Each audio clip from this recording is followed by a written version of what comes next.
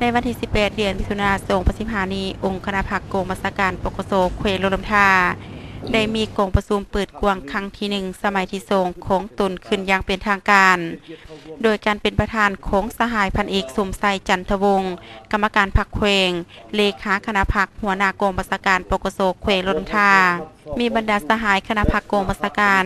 มีเลขาคณะพรรคหักทานเลขาคณะพรรคหน่วยตลอดโหดพนักงานหลักแรงเข้าห่วม107สหายยิง17สหายพันโทคำพัฒน์พรหมพิภาคคงเลขาคณะพรรคกองบัญชาการปกสแขวง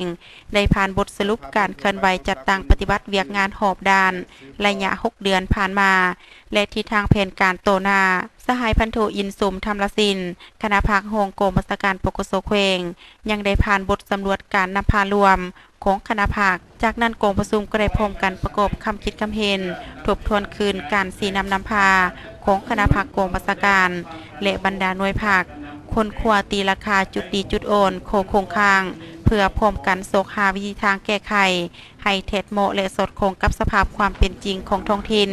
พร้อมเดียวกันนี้สหายพันเอกสมไซจันทวงศ์ประธานกองประชุมก็ได้มีคำเห็นสีนำบางจุดในการสีนำพาของคณะพรรคทุกคันพร้อมทั้งเน้นนักและแก้ไขเวียกงานวิสาสะโพให้มีความโปร่งใสถูกต้องตามระเบียบหลักการและทันเวลาในการแก้ไขปรากฏการณ์ย่อโทในสังคมต้องทดทนบทเรียนเพื่อให้ดีขึ้นกว่าเก่าโอกาสเดียวกันนี้กองประชุมยังได้ถามค่านิยมผู้ที่จะขึ้นเป็นคณะพรรคกองบัญชาการและถามผู้ที่จะขึ้นเป็นโฮงกองบัญชาการปกสแขวงจากนั้นท่านพันเอกบุญยีแก้วคุณเมืองโฮงเลขาพรรคแขวงโฮงเจ้าแขวงหลวงน้ำทาผู้สีนำคงเขตวัฒนธรรมสังคมซึ่งได้แสดงคำยองยอสมเสยโตคณะพรรคกองบัญชาการที่ได้เอาใจใส่สีนำพาเฮ็ดให้คงเขตเวียกงานป้องกันความสงบแขวงหลวงน้ำทามีความสงบความเป็นระเบียบเพียบพอดีพร้อมนี้ท่านยังได้แลกเปลี่ยนคำคิดคำเห็นหลายปัญหาโดยเฉพาะเมนการแก้ไขปัญหาปรากฏการณ์ย่อโทต่างๆของสังคมในโตหน้าเพื่อเฮ็ดให้ว่องไวทันเวลาสามารถรับประกันความลับวิสาสะโพและความปลอดภัยของกำลังให้ดีขึ้นกว่าเก่า